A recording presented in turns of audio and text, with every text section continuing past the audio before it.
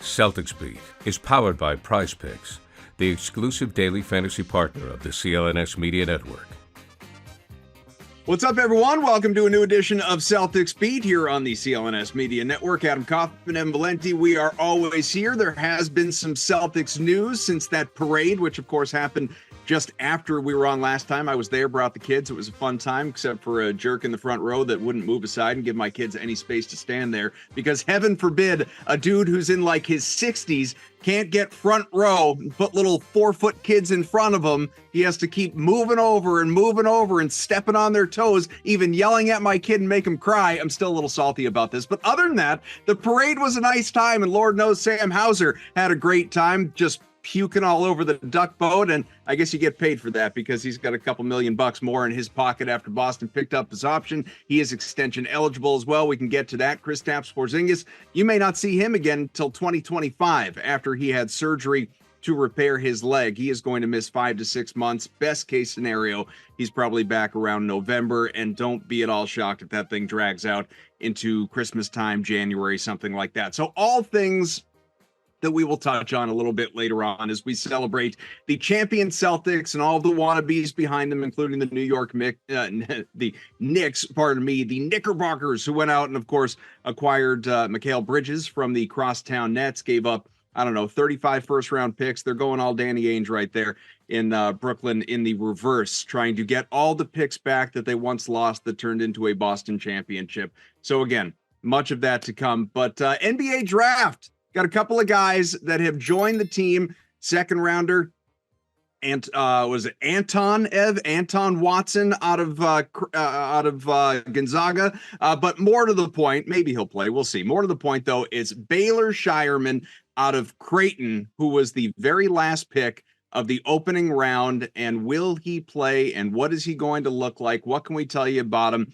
Look, I'm not a huge draft guy. Ev is more into it than I am, but I wanted to make sure that we could fully educate the audience, and that is why this man fills a lot of needs, actually, to this specific show. Matt Perrault is here with us. He hosts the Bostonian versus the Book. He is part of Sports Grid, Daily Juice. He's all over the place. He's also a Massachusetts native. I don't know if he still considers himself technically a Celtics fan. I think you do, right, Matt? I mean, I saw you lighting up a cigar after Celtics wins on Instagram. So you're still in the spirit of things, but you are here in large part because you know probably more about Creighton basketball than anybody that I have ever met who hasn't, played for the team or coached the team. So if anybody can break down Baylor Scheierman and what he brings to Boston, it is certainly you. So first and foremost, welcome to the show. It's great to have you. Thank you. Appreciate the invite. So I, again, I enjoyed watching Creighton play, but just in a very sort of casual way, bet on them occasionally, made some money on them occasionally, but I am not someone that could break down Creighton athletics, and I would not fool the audience into believing that I am. I can tell you a little bit about Scheierman just based on what I've read, but I can't, it's as far as watching him, it's highlight reels like probably any other Celtics fan since he's been drafted. No one's going back and breaking down game film, but you have probably seen most, if not every game of this kid's career, and he has been obviously around for a while. He's only a couple years younger than Jason Tatum, for that matter. So he's, been playing college ball for a while, comes into the NBA now. And that's sort of I think the appropriate place to begin, because my first instinct when I saw the pick, and it could have been anyone, this is not a knock on Scheierman, was 30th overall pick, see in Maine kid, have a good time. But with no Porzingis for an extended period of time, this kid being about as NBA ready in the eyes of many as just about anyone else taken in the first round. Doesn't mean he's a top prospect or anything like that, but he's seasoned. He's a good shooter. He fits the mold in terms of what Celtics basketball, Missoula ball is all about at this point in time. Do you see him actually getting legitimate run, maybe being a rotation player for this team? Yeah, I do. I mean, look, I started covering Creighton basketball in 2004. That was 20 years ago. And I was just fortunate I moved there. I was doing afternoon drive radio in Omaha for 5 years and started doing pre and post game for the Creighton Blue Jays before, moving on to covering the Jays for Rivals. And so I did a ton of recruiting stuff. I live in Vegas now, but that's what brought me to Vegas, was to cover all the big AAU conferences, all the big AAU tournaments here in Vegas. And so I've seen this change in college sports through the eyes of the Creighton basketball program. And it's really indicative as to what everyone has done, because Coach Greg McDermott was at Iowa State. He was at Northern Iowa before that. He ran a football style playbook. He had hundreds and hundreds of plays. And then he saw the game changing, and he saw his son, Doug, and how he could build a program dedicated to the 3-point line, and using the 3-point line as not just an analytical weapon, but an actual weapon to go and recruit kids to come in and shoot a ton of threes, go up tempo, get guards and get forwards who, like Doug, who wound up his senior year being the Naismith Player of the Year, and the Jays went into the Big East Conference and went all the way to the Big East Final and lost to Providence that year. But Coach McDermott has really looked to build a program that looks a lot like Joe Mazzulla types of offense. Shoot threes, go up tempo, use your bigs from behind the arc. And Baylor Scheierman was a kid who was really a football prospect in Western Nebraska, in Aurora, Nebraska, which is the middle of nowhere. He was a kid that was lightly recruited, goes to South Dakota State, becomes the Summit League Player of the Year. And really, it was the start of the NIL, the name, image, and likeness world, where you could shop yourself. And the Creighton Blue Jays are in Omaha, which is, people don't really know this, but that's the home of Berkshire Hathaway. It's the home of Warren Buffett. It's the home of one of those highest per capita millionaires cities in the entire country. They've got money. So they were able to win the Baylor Scheierman sweepstakes and keep him away from Iowa State and Iowa and Nebraska. And he went to Creighton. He plays a year. He tests the waters with the NBA, and the scouts come back and say, you're probably a late second round pick. And, we like you, but we don't really know if you could play at this level. He goes back to Creighton. He dedicates himself. He works his tail off. He gets bigger. He gets stronger. He gets more accurate from behind 3-point line and becomes a better defender. Look, this kid's not going to defend anybody in the NBA that makes you go, oh, wow. But if you see how Sam Hauser has worked in his game defensively and came in and was able to guard Luka during the finals, I think that's the blueprint for this kid. Get him in. Let's see what he can do. And you're right, with Porzingis' injury and how long he may be out for, he's a left-handed 6'7" shooter.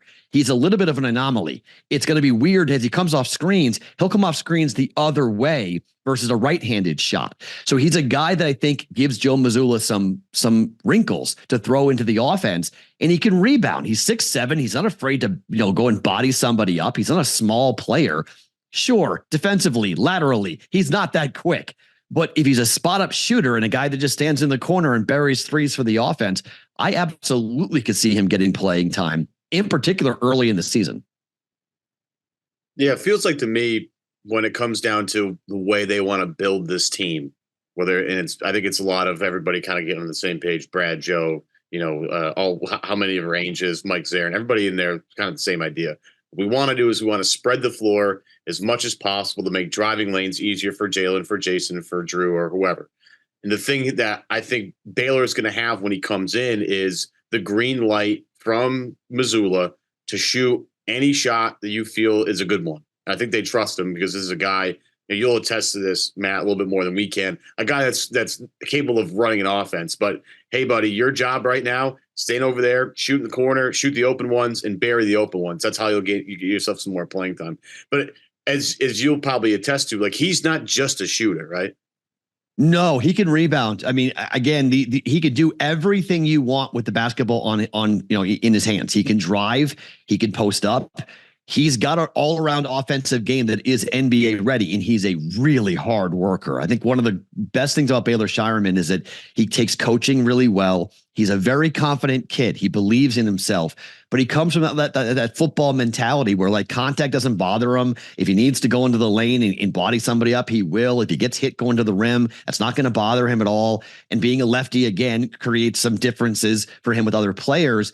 It's only on the defensive side of the basketball that you really got to go, okay, like, you got to improve that dramatically if you're going to play significant minutes. But I don't think he's going to come in to play significant minutes.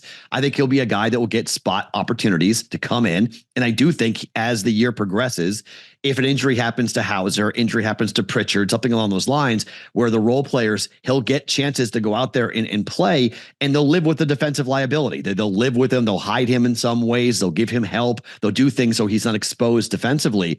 But he'll work on that as he goes. And being 23, okay, he's not young. He's not a puppy. He takes coaching really, really well, though. And as the draft progressed, I thought he was going to go to Minnesota because it looked like that was a really good fit to them. Then I thought Denver was going to take him. And I'm like sitting there going, is Brad going to take him at 30? Because I couldn't see Baylor falling out of the first round just given his 3-point prowess and being a lefty 3-point shooter. I was like, this is what the NBA is built for right now. You saw Dalton Knecht go to the Lakers at 17. Dalton Knecht's a better player than Baylor Scheierman. I don't know if Dalton Knecht's a better player in the NBA than Baylor Scheierman's going to be, because they're both going to do very similar things when it comes to shooting the three. So I loved this fit when I was like, man, Brad, just do this, take this kid. And then they took him. And I was texting with Coach McDermott after the game, after the pick, and he was in the room when the call came. He's the one that got the call from the Celtics that said, hey, we're going to take Baylor. I go, can you talk about a better fit? He goes, this is absolutely the dream spot. This is perfect. So they're ecstatic to be with the Boston Celtics, and they're coming in to work hard. Looking at just this roster right now makeup, and obviously there are changes that could be made. Free agency is right around the corner, begins on Sunday. They could make some minor trades, but generally speaking, we know what Boston is going to look like. They're running back the core as they should, defending champs, championship favorites for next year, all of that. So you have, in no particular order, Tatum, Brown, Holiday, White, Porzingis, Horford, Pritchard. Okay, so that's what, 1, 2, 3, 4, 5, 6. That's 7 guys right there. Let's throw Hauser in and call it 8. Porzingis is going to miss time, bring it back down to 7. After that, I mean, is there anyone that you could make a legitimate case for being ahead of a guy like Scheierman in the rotation? Like he should, and I don't know that all of these guys are going to be there, but just to throw out names of guys who have contracts, you could put him in, and they're not all the same position either, but you could put him ahead of, Walsh, Tillman, Springer, Cornette if he's even back, Svi, Kada, like all of these guys. I mean, Scheierman could get a look before all of them. Because he does the one thing that Joe wants, right? Shoot the three really well. And this is going to be the spacing of the court that you need, that he offers to a team that is, built behind the 3-point line and getting, as you mentioned, the lanes for Jalen and Jason to get to the rim. And so, yes, I think they've drafted him to play. It's a first round pick, so it's a guaranteed contract. So they're bringing him in. They're committing financially to him to be a part of this roster for at least a couple of years. And so I think that gives the team some added incentive to play him and say, okay, let's see what he can do and let's see what he's capable of. And look, it just comes down to just, it's 82 games. Injuries are going to happen. If he's the backup for Hauser or the backup for Pritchard in some form like that, when those guys who, it's basketball, they're going to get nicked up, they're going to get banged up, they're going to have a night off, whatever it might be. Those are the games I think you're going to see Baylor Scheierman out there playing for Boston. And I think it fits directly as to what the team wants to do. And culturally, this is a great fit. I mean, Doug McDermott went to the Indiana Pacers this year, but he's been in the league now for 10 years. I had his dad, I had Greg on my show, The Bostonian versus the Book, and Doug popped a bottle of champagne and Greg was like, what's going on? He's like, I just made my 10 year. I have pension. Like, this is a kid who was not recruited. Harrison Barnes was on his high school team. Harrison Barnes, who went on to a great career at North Carolina and a great career in the NBA. Everyone was recruiting Harrison Barnes. They weren't recruiting Doug. They overlooked him entirely. And Doug wound up going and becoming the Naismith Player of the Year, like I mentioned, and going off to have a 10-year career in the NBA. I really believe Baylor Scheierman is going to follow in a very similar situation. He's never going to be a starter. He's never going to be a superstar. He's never going to be a player that you're like, oh my gosh, you got to stop Baylor Scheierman. But he's going to be a solid NBA player that will fit a role for a team. Anthony Tolliver, Kyle Korver, players that have come out of Creighton who have done exactly this from behind the 3-point line, being big shooters, over 6'6" forward type shooters who can knock down open threes consistently enough to keep themselves in the league for a very long time. So I think it was a very smart pick by Boston. I think it's a great fit for Baylor Scheierman to be with the Celtics. Game Time is the authorized ticket marketplace of Major League Baseball, which makes getting tickets faster and easier. Prices on the Game Time app actually go down the closer it gets to the first pitch. So it's really easy. Just download the Game Time app. Okay, now to me right now, the Red Sox are the ticket you want. So go to a Red Sox game. There's nothing better than going to Fenway Park or going to a baseball game, period. So what you do is you download the Game Time app, create an account, use code CLNS for $20 off of your first purchase.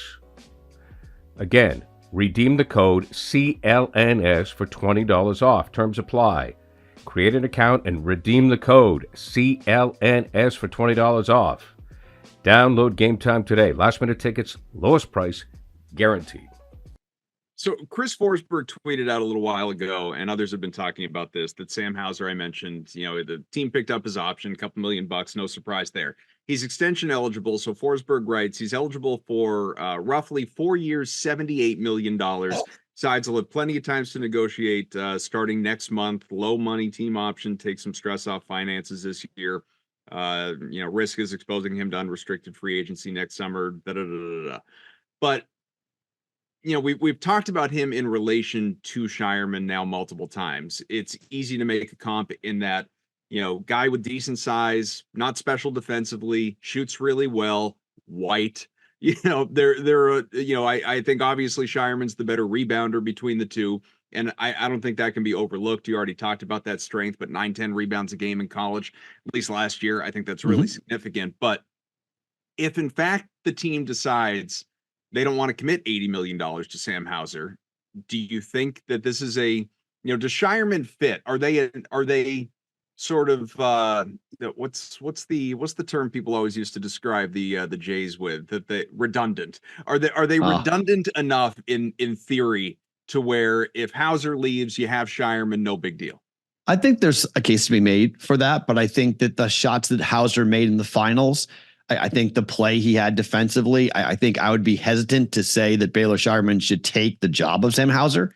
I mean, look, I made a lot of money on Hauser, so I'm a bit biased. I loved him over 1.5 threes in the finals. It just kept on cashing, and the books kept on keeping it at 1.5, and it kept on coming in with him hitting 2, 3, 4 threes, depending on the game.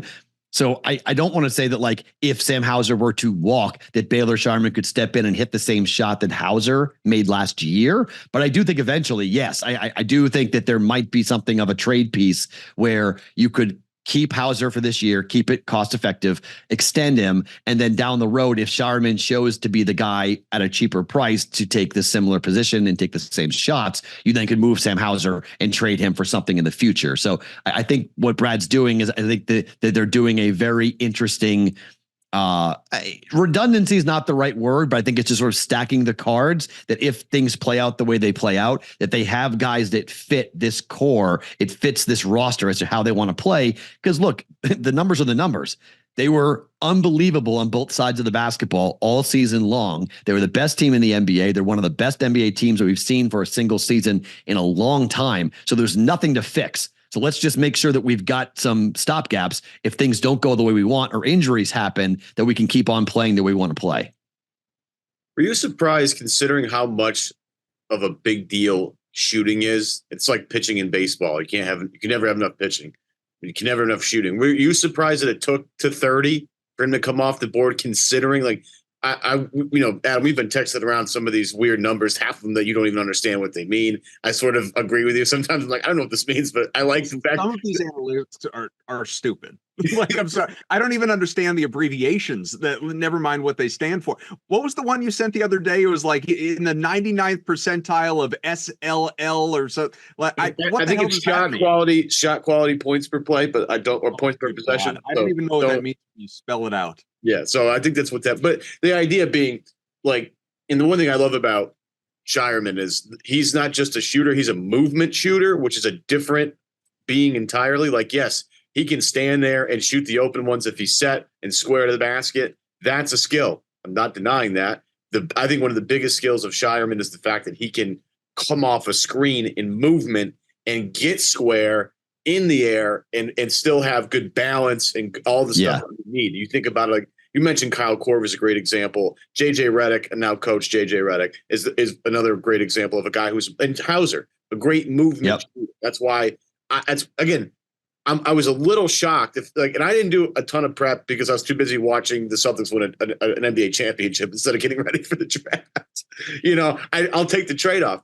But as I was doing my research, I'm going through and I'm looking at his profile and I'm like, okay, all these things to me scream Missoula ball.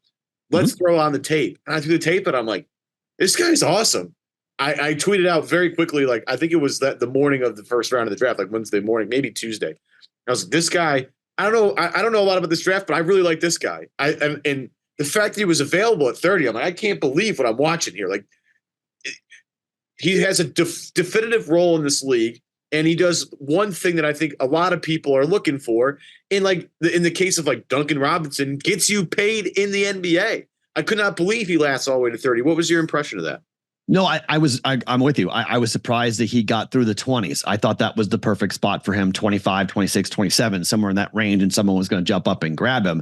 And then he kept on sliding and kept on dropping. And I was like, my goodness, I was like, I don't know if he gets to Boston, but if he gets to Boston, this is going to be the perfect pick for the Celtics to jump into. And I also think just culturally for him to go in there and being a guy who played for Greg McDermott, who played in the Big East, he's played in MSG before, he's played all over the East Coast in Philadelphia. Like, he's from Nebraska, but he spent all the time on the road on the East Coast playing in the Big East. So this is not going to be like culture shock for him. He understands what a big city is like on the East Coast, and he knows what East Coast traffic's like. He knows what East Coast people are like. This is not going to be like some stunning, shocking California kid walking in going like, oh my gosh, this winter in Boston is horrific. I can't believe I'm here. So I loved the fit from just his personality, his background, the way he'll come in and be part of the team. He understands his role really well.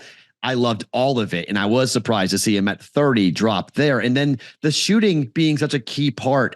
You know, it's weird because the NBA is now so obsessed with the three-point shot, and I am too. I think it's tremendous. But I also like the fact that from a Boston standpoint, Boston's stretching things out, but they're still attacking the rim, and they're still looking to protect the rim as well, which is what I think makes Boston different than some other teams that are just jacking threes like crazy and say, all right, we're going to go like Indiana, we're going to go up tempo and shoot 1,000 threes, and they're not going to play defense, and they're not going to go to the rim and not go into the paint. So it's a really cool juxtaposition to look at Boston as being like a little bit old school, but also very much heavily into the analytics and into shots. Creighton runs this way. As you mentioned, watching the tape, they run high screen, high pick and roll, pick and pop all game long. That's their style. And if you can't come off a screen, you can't play for Greg McDermott. And if you can't hit a three off of a screen, you really can't play for Doug McDermott. So him and Scheierman are really tight. They've worked a ton. The strength coach for the Celtics really keyed in on his core strength and just making him a tougher guy to get off his spot. And he really worked on that all of last year. And that is a huge advancement for him because he's now really strong, you know, bottom core, bottom half of him is really going to be a fun thing to watch him develop and grow into an NBA player. I want to go back to the rebounding because I think that it just really in this situation, we'll see how it translates. Like shooting translates, you know, if they get him open shots and the way that Mazzulla runs that offense, he'll get open looks. And it's just again, a translatable skill. Shooters can shoot, bottom line, doesn't matter what level you're at. The rebounding, of course, we'll see because, you know, he was going up against big kids, but now he's going up against big men when he gets to the NBA. And also, we don't know how he's going to be used. How much is he going to be down low? You know, he played a lot of power forward in college, even though he's listed as a shooting guard. Played a lot of power forward. He's a wing. So how much is he going to be used down low on those nights that Porzingis isn't available yet? Maybe Kornet doesn't come back. Horford's not playing back-to-backs. Like, it's entirely possible, obviously, he gets some run in the middle. But I'm wondering if Mazzulla is going to, you know, I just think you brought this up, Matt. I think that he's sort of a fun new toy. You know, you can use him in a lot of different ways that are sort of unique to his ability, his size, you know, I'm not going to say he's a unicorn in the way that Porzingis is, obviously, but there just aren't a lot of wings in the NBA that we talk about their rebounding ability. It's more about, you know, the 3-and-D kind of mentality. And I feel like the way that he could be used in theory to supplement the loss of Porzingis is really interesting, depending on what they do as far as the bigs. It's the defensive rebounding that I think attracts teams to him. So this is a kid who took his small school to a Nebraska football championship in 2018. Seems like a long time ago, but he was a quarterback and he has that football mentality. He doesn't go after the offensive glass all that much, but he is a really good rebounder on the defensive end of the ball, for the floor. So he will crash the glass defensively and he will help. That's where he isn't the greatest defender, but he makes up for it for his ability to get after loose basketballs and just out hustle people to get to the spot, to get to the ball. So I really like that from a Celtics perspective because Hauser had a couple of really big rebounds in the finals where he was sticking his nose in there. And even though he's not the greatest defender, It's an awesome guy for Scheierman to learn the offense from and go after the defensive glass and make yourself some money that way, as being a player that you don't care about contact. You don't care if it's a 7-foot center that's going to push you around. You'll go up there and try to get the basketball out of him and then outlet the ball and let the athletes go out to the rim. So that, I think, is a huge component. I don't think you'll see him on the offensive glass all that much, but I definitely see him being a big weapon defensively for Boston on the rebounding side. So I've mentioned several times, Porzingis is going to miss time, obviously. And again, I just wouldn't be surprised if this stretches out. I think you can pretty much lock in that he is going to miss half of next year. Doesn't mean in general all up front. He's just, once he comes back, there are going to be nights that he misses, obviously, whether a re-aggravation of an injury, a new injury, or just off nights, whatever it is. I think if he plays 40 regular season games, you would consider that a victory coming off of this surgery that he is. And then we'll see what the playoffs look like. I guess my biggest question with this, though, and I want both of your perspectives, is does it matter? There are a lot of people out there that still believe the Celtics would have gone out and won a championship rather easily last year if Porzingis was never even on the team. I'm not so sure that I'm in that camp. I think he was, really the best version of what you could have possibly hoped when they acquired him throughout the regular season. And many moments in the playoffs, especially that game 1 against Dallas, to really kind of set the tone for the series. He was exceptional when people didn't know what the hell he was going to look like after not having played in 5 weeks. So I still am of the belief that Porzingis is more important than he is just a luxury. But that being said, as the team goes out and looks to defend its title, knowing that the basketball really isn't going to stop, right? The Olympics are right around the corner. The Celtics have a game in Dubai to begin the preseason. Tatum is continuing to play. Holiday is continuing to play, possibly White, possibly Brown. We'll see what injury replacements or whatever else look like as far as Team USA. But a lot of these guys are not going to get a break, rolling from that season celebration into the next. So the lack of Porzingis puts that much more pressure on some of these guys to perform early. Does it matter? Matt, go ahead. Yes, it matters how much he plays to me. It matters from the minutes perspective. Like look, we've had 6 titles in 6 different teams in 6 years. Okay. There's a reason for that in the NBA. Parity is here. It is hard to repeat. It's hard to go and play deep into June, turn around, wait a month and a half or 2, get a little bit of rest in rehab, and then get back after it and get ready for training camp and then go into the season. The Olympics is the real big curveball here. And I think every Celtics fan has to at least acknowledge the fact that these guys are going to play so much basketball that there probably is going to be a rocky start to next season. And you kind of just say, I'm with you on the 25 thing. Like you tell KP, I'll see you in January. Like just get yourself ready for 25. Don't worry about the rest of this year. Let's figure out what happens, because when you're on the floor, you're a massive difference maker. I think they still win the championship even without Porzingis, but it's not nearly as easy. It's not as simple, as smooth, as quick. And it's not as they don't dispatch the Dallas Mavericks in 5. It takes more time. I do think they would have won it anyway, but I am of the belief, and I think you seem to be too, that Porzingis is such a weapon that you have to have him ready for the playoffs. Like the regular season, whatever it might be. I'm not saying flush the whole thing, but this is about repeating, and repeating comes to the tournament. So get into the tournament and then have Porzingis available. So until then, I don't need to see him at all. If he plays 40 games, that's great. Plays 25 games to get in shape to be ready to go for the playoffs. Awesome. To me, it's all about the playoffs. And it comes back to seeding, kind of. Do they really want to go after it, get the number 1 seed like it did this year? One of the things I loved was how they used rest down the end of the year to get guys ready to go. I mean, they had it locked up. A 27-game lead on the rest of the NBA. They had it locked up pretty early. So like March, like a lot of people are like, oh, they had a couple of losses at the end. I mean, I don't really care about that, man. They were just trying to get rested up for the playoffs and make sure everybody's healthy. I don't really care as much about seeding this year. I don't think, because this is a team that proved last year and have proven over time, with this core, that they can win on the road. That's not going to be a problem. You almost sometimes prefer, especially against like Miami, that they play Miami on the road, because they seem to play much better there than they do at home when they play Miami. But it's just not a team that should be afraid of going on the road. It is all about just making sure everybody's healthy. And, would they have won the title this year if they didn't have Porzingis?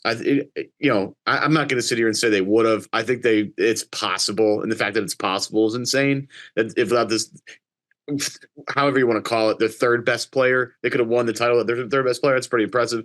But he definitely makes life a lot easier, and I would prefer to have him on the floor than not. So whatever you got to do, I think we're all in agreement on that. Like whatever you got to do to get him ready to rock and roll for the season, to make sure he's playing in April, May, and June, just do that. I mean, it doesn't, because the Eastern Conference is not a juggernaut. It's not, there's not a cajillion teams that are lining up to compete with you. The Knicks made a nice move. I think that's going to be fun. It's going to make the conference more interesting. I think Indiana is gonna be a little more successful this year because they have a clear identity, and Pascal clearly helped them. There's going to be some team that we don't know about. It's going to be pretty okay. I think Orlando, that's going to be a fun team to see what they do. Cleveland, and obviously Giannis is going to be there. But it's not like the West where there's a litany of good teams waiting for you to get hurt. You look at the West, and the Lakers and Warriors have to fight and scrap to make the play-in game, and they have LeBron, AD, Curry, and Boston's going to make the playoffs. We're not worried about that. It's what do they look like when they get there? And as long as everybody's healthy, you have to consider them the favorite to go to the finals. So again, whatever they got to do to get him ready to go, wrap him in bubble wrap. Who cares? The best part is, and I'm knocking on wood as I say this, the main guys are all very durable guys. Like, and I always get worried about Tatum playing too much basketball. But that hasn't seemed to matter at all in his career. So at some point, I'm going to say it. I'm wrong about this. Tatum knows his body better than I do. If he wants to play in the Olympics and be a big part of this thing, I'm not going to stop him. He'll get ready. I'm not worried about Jalen. I'm not worried about Drew Holiday. I'm not worried about Derek White. We're good. So if there's a couple of ancillary guys, and KP being one of them, who takes some time to get healthy, and if they want to rest Al, which they should, obviously that was huge this season, I'm fine with it. Just get them to May and June, and we're square. We're good. PrizePicks is America's #1 daily fantasy app with over 5 million active members. It is the easiest and most exciting way to play daily fantasy sports. Unlike other apps on PrizePicks, it's just you against the numbers. Get in on the daily action with your friends. Become part of the PrizePicks community today. All you do is pick more or less on 2 to 6 players, their stat projections, and watch the winnings roll in. You can now win up to 100 times your money on PrizePicks with as little as 4 correct picks. You could turn $10 into $1,000. PrizePicks is available in more than 30 states across the country, including California, Texas, and Georgia. Now, here's something that you can think about. What you can think about here with PrizePicks, here's an example of something you could. This is the whole idea behind the concept. Caitlin Clark for more than 3.5 3-pointers made, and Breanna Stewart for more than 23 points. See, it's that simple. Download the PrizePicks app today and use the code CLNS for a first deposit match up to $100. That's code CLNS on PrizePicks for a deposit match up to $100. Pick more, pick less. It's that easy. So I don't spend a lot of time paying attention to what the national pundits are saying about the NBA, because I think, we all know that the era we live in, it's all hot takes and who can scream the loudest and clickbait and all of that. And it was borderline impressive how everyone talked themselves into all the reasons the Mavericks were going to just destroy the Celtics in the NBA Finals. But where I will give all of these people credit now is that I haven't, at least what I've heard, and maybe I missed it, you guys can tell me, I haven't heard a lot of people, really anyone, talking themselves into why the Celtics should not be the favorites going into next year. People are giving them the respect that they've earned, that they deserve. And, we'll now, still say, Adam, right now, remember it's right June. Now, yeah, when we get to October, you're going to hear all the negative, they can't, all of this. As we sit here now, free agency does begin tomorrow. Who knows? They're in the wake of the parade. They got to be careful. They can't say what they really want to say until they get to October and people forget, and then they can rip the Celtics because it's coming. They're going to talk about. I kind of felt like I was waiting for Stephen A. Smith after the Knicks trade to be like, and this is why the Knicks, the Villanova Knicks, are going to be, win the national championship or win. Adam, people have told me the Knicks are coming. Here come the Knicks, Matt. You nervous? Here come the Knicks. I'm like, are you serious? What am I nervous about? Like, are you serious? Like, they're waiting for it. Look, I think the Knicks are going to be good. I do believe, maybe I'm on an island here. Certainly in some of our text threads, I've felt like I'm on an island. I think this, if the Knicks were healthy last year, which they were so far from, I think they would have given the Celtics a good fight in the playoffs. I think they would have given them a much better series than the Pacers did or that the Mavericks did.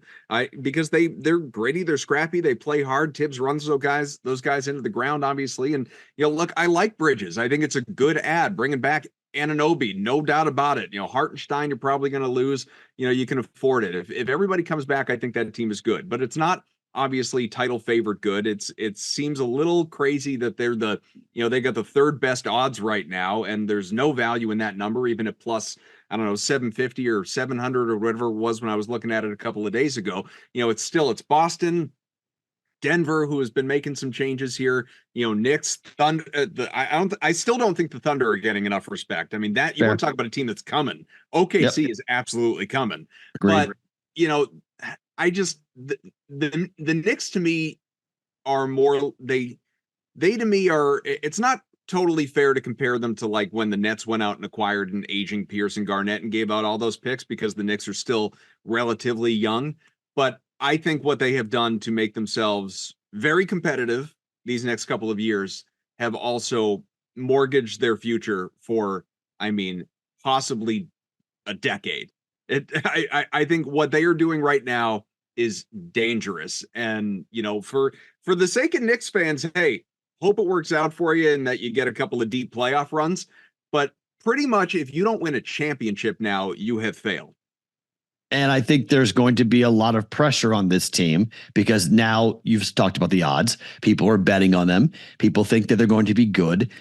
This is a fan base that can be very fickle and very quick to flip on you if you don't get off to a really good start. So look, you can give me the New York Knicks for the limit that they're not winning the championship next year. I do not agree with it. I do not see it. I think they're going to be good. It's a good word. They're going to be good, but they're not elite. They're not a title contender to me. They're not a top 5 title contender to me, odds wise. I would not put them. I can come up with 5 teams real quick that I would put above them. And maybe this experiment works. You're right. The Bridges edition is a really nice addition, but they're not better. I mean, look, it's still Giannis in the Bucks. That's still who I look at. And let's see what happens with Jimmy Butler and the Miami Heat and what they do. But like, those are the 2 teams. My eye goes there.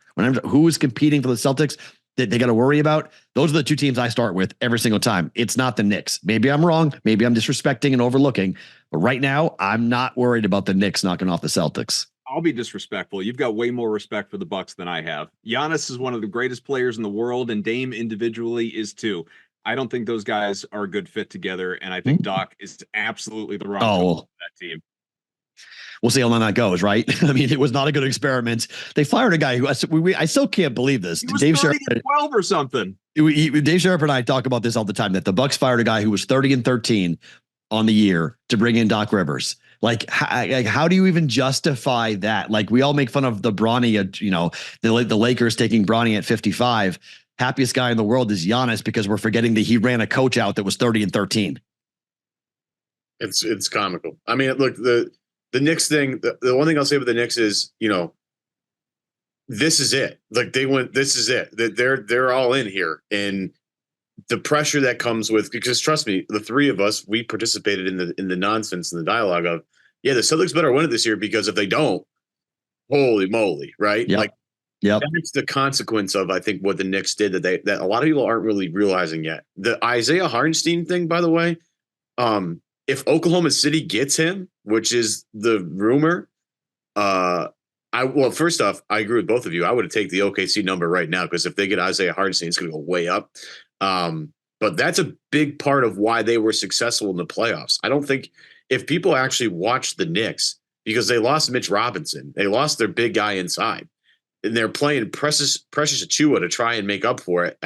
But they couldn't, because they had to play Hartenstein a ton because they just couldn't survive the minutes that Achiuwa was out there. If they lose Hartenstein and they have Mitch Robinson there as their primary big, they're going to be in some trouble if he gets hurt, and he gets hurt all the time. And especially with the Celtics team, like, they're big. Like, everybody's big except for Peyton Pritchard. He's the only guy that's not big. So you better be able to rebound. Now, the Knicks do.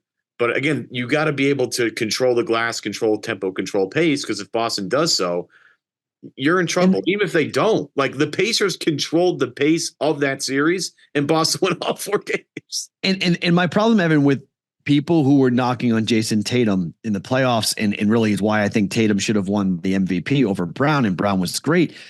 People have really slept on the idea that Boston was able to use a 6'11 guard on the wing to stop any pick and roll action that was happening and any lob to the basket that was being done by the Dallas Mavericks. Like, people, I think, sleep on the Celtics defensively because they've got Jalen and Jason, and they've got these two weapons to go attack you on the wing.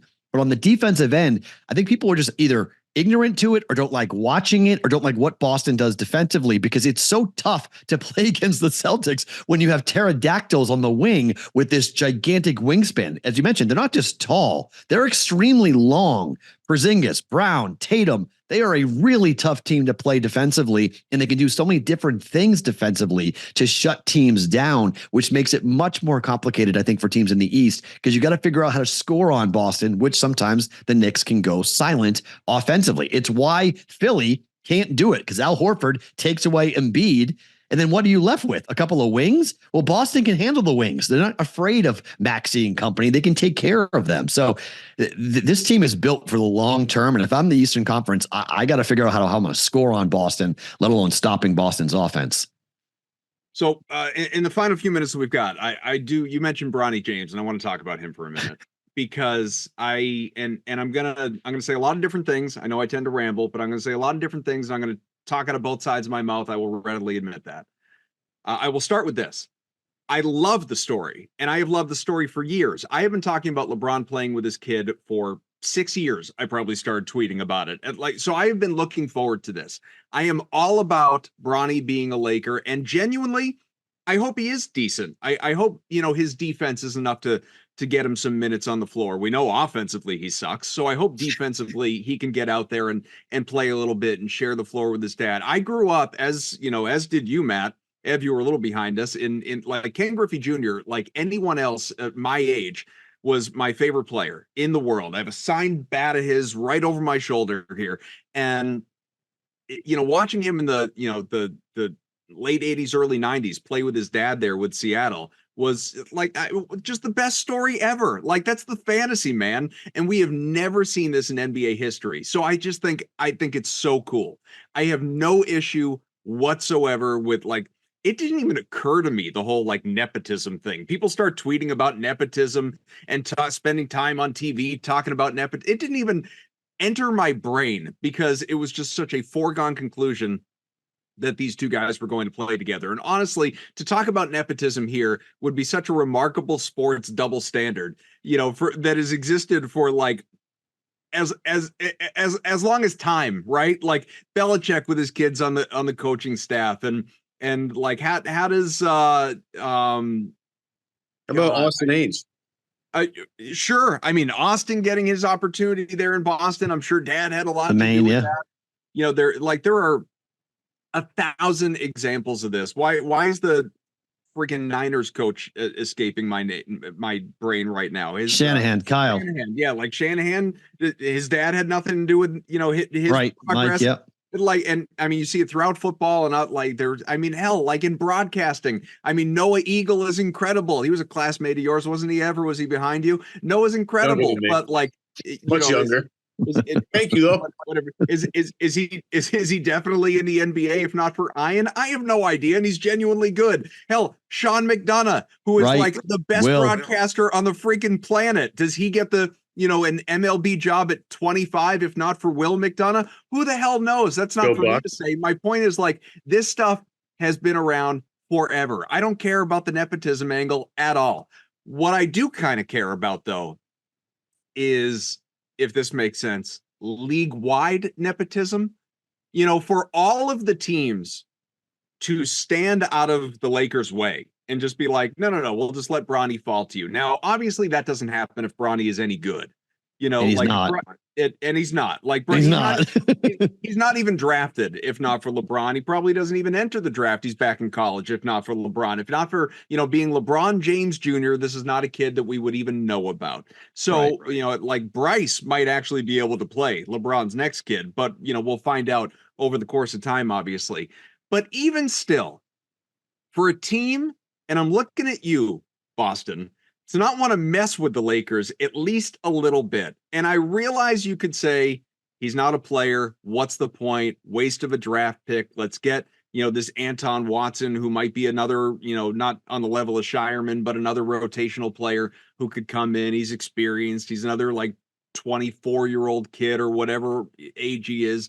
I get it, but, and I'm far from the first person to say this, but you're going to tell me with the Celtics at 54 and the Lakers, who they're going to pick at 55, Red Auerbach doesn't take Bronny James. He does 13 times out of 7. Yes. Of course he does. Just to do it, just to have a freaking chuckle about it and to say, we'll give him to you, give us 3 second-round picks in return. Just to do it, that part does kind of bug me a little bit. If the Celtics were at 42, fine. Okay. But when you've got the pick right before the pick, just take him, just to screw with him. That level of respect for LeBron and for we want to see the Disney story come to life. That part kind of bugs me. I hear you, but I don't think they actually did. I think they did it. I think they did not draft him because it wasn't even worth it. It wasn't worth the headache. It wasn't worth it because Bronny James is not an NBA player. And Bronny James is a 6'1" guard who, if his name was John Smith, would be still on the bench at USC, not playing basketball for the Trojans, who were an under 500 Pac-12 basketball team. He couldn't break into the rotation of that team, and that team wasn't any good. So I think Boston's you know what? You can have him. I think the whole league was you know what? You can have him. I don't really know if Rich Paul really was calling teams saying, if you draft him, I'm taking him to Australia. I don't know if that was true or that was just a plant to make it seem like Rich Paul's got more power than he does. But the whole thing was hysterically funny because this kid's going to get a 2nd-round pick contract. He doesn't need to play at all, but he's LeBron's kid. They're not cutting him. So he's on the roster. He's taking a roster spot from somebody that might actually help the LA Lakers. If he plays, I cannot wait to watch him in Summer League. I'm coming back from New England right on the 14th or so. And I'm going to be right down to Thomas and Mack to watch Bronny James. I want to see this kid play in NBA style basketball. Maybe I'm dead wrong. Maybe he can play. But from what I saw in college, offensively, he can't shoot. Defensively, he's tiny. I mean, we talked about the length and size of Boston. He's going to guard Jason Tatum. He's 6'1". Tatum's 6'11". Have fun. He's tiny for a basketball player, and he can't shoot like Pritchard. So what role is he filling for an NBA roster other than his dad is the best player in the league? Well, I'll tell you, this story, I don't really care too much about it. I think it's cool. I think it's weird we're talking about nepotism in the NBA. I don't really care. It doesn't bother me at all. LeBron has made the Lakers enough money to the point right. where, they probably owe him one. Sure. Totally get it. Totally fine with it. The one thing I will say is I am happy he's staying in LA because, he did have that health scare not too long ago, and his doctors are all already there. So having him there, I think is great for him just from a health standpoint. I think it's really important. I don't care if he plays. I think it's a cool story like Ken Griffey Sr., Ken Griffey Jr. I think it's great. Ken Griffey Jr. could play. I know. Well, Ken Griffey Jr. was the number 1 prospect in all of baseball. And his dad was this is something. Player. It's not apples to apples, but I spent a lot of time talking to Greg about Doug, about how to coach Doug and what it was like to bring in Doug. And Greg said he talked to a lot of other coaches that coach their sons.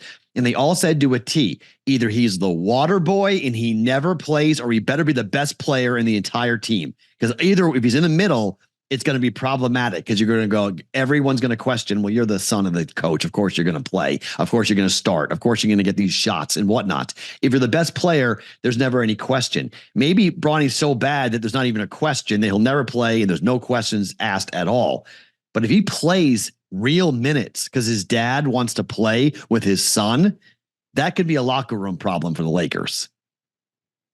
I mean, hell, Kaufman, we come from Syracuse, and Buddy and Jim Jr. both got minutes for Syracuse. Yeah. Now, Buddy was good. He was good. Buddy was good.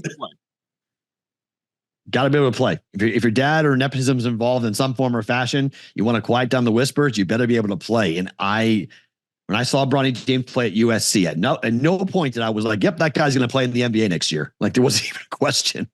I do want to circle funny. I want to circle back for a second, just because I don't want this to go without me following up here. You said you talked to Craig McDermott after the draft pick was made. He said it was a dream scenario for them. Yep.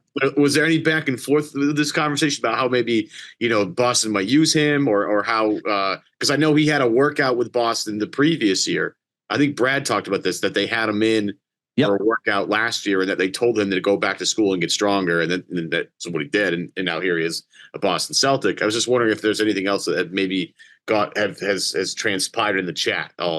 Not night of, because it was late in Omaha when I was texting. I'm on the West Coast, so it was easier time for me. But during the interview before he was drafted, before the Celtics took him, I mentioned I had Greg on the show, and I asked him what was Ryan Kalkbrenner, who's going to be the kid that everyone will talk about. He's the next Zach Edey type. He's a 7-footer. He's the 2-time Defensive Player of the Year for the Big East.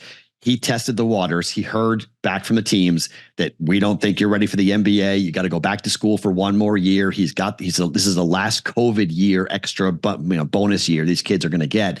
So go back and use that. And they took the Baylor Scheierman literal blueprint about what Baylor did after he heard similar things from teams like the Celtics to go and work, because Baylor didn't like what he heard and he didn't like what teams were telling him. And he didn't want to go there and be playing in, Austria or playing in France after, not making an NBA roster. So it was all about working hard on your strength and your quickness and working on your shot. He shot 38, 39% from behind the arc. He took deep threes. The problem with hearing that from the NBA, and we'll see what Kalkbrenner does for Creighton this coming year, is that he was told to keep showing your range. And so if you watch the tape, he'll take threes from anywhere on the court. Like he was shooting logo threes in Madison Square Garden. And that always wasn't the best thing for the Creighton basketball program, but he was trying to justify his range, saying I can hit shots from anywhere. And he's fearless. And so the thing I like about him going to Boston, like he won't stop shooting. Like if he's cold to start and teams are either letting him shoot or the fans are on him, he won't care. He's a very confident young man. He comes from a really good family, hardworking kid. So I think that's, from the Celtics standpoint, you're getting a guy who's not going to be wavering on his talents if things don't get off to a great start for him, because it is the NBA and he is playing for the defending champs. Well, if you listen to the show and feel like you didn't learn anything about Baylor Scheierman, then I would encourage you to listen to the show again, because you weren't paying attention. We gave you a lot there, in particular Matt Perrault here gave you a lot. Check out the Bostonian versus the book. I can't believe you didn't show up wearing a BBB hat and brand the thing, but that's okay. There we go. It's right there. Got him handy. Not as many in the collection as Sheriff fan, but you got. I've got 10. So we got this is my daughter's model. This is Madeline, my 10-year-old's design. So this is her model of the BBB hat. Tack on a 0, and that's how many Dave has, right? True. Yeah, I think he has 50. So yeah, he's got a lot.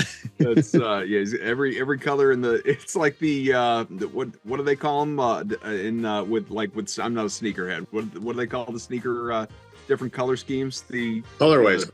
Colorways, yeah. Makes sense. Dave's got all the colorways there. No, this is for all my Andover people. So this is the hometown. Matt Perrault, get him on Twitter at Sports Talk Matt. Again, a wealth of knowledge about college hoops and beyond. Obviously knows his Boston Celtics and his Creighton Blue Jays as well, and direct line to Greg McDermott, which is always a nice thing as well. For Evan Valenti, I'm Adam Kaufman. We'll be back. More updates on the Celtics next week. Let you know what's going on. Summer League will be right around the corner, and rate, review, subscribe, all that good stuff. Thanks for listening. If you're checking out the audio, watching, if you're on the CLNS Media YouTube page, we will catch you again soon.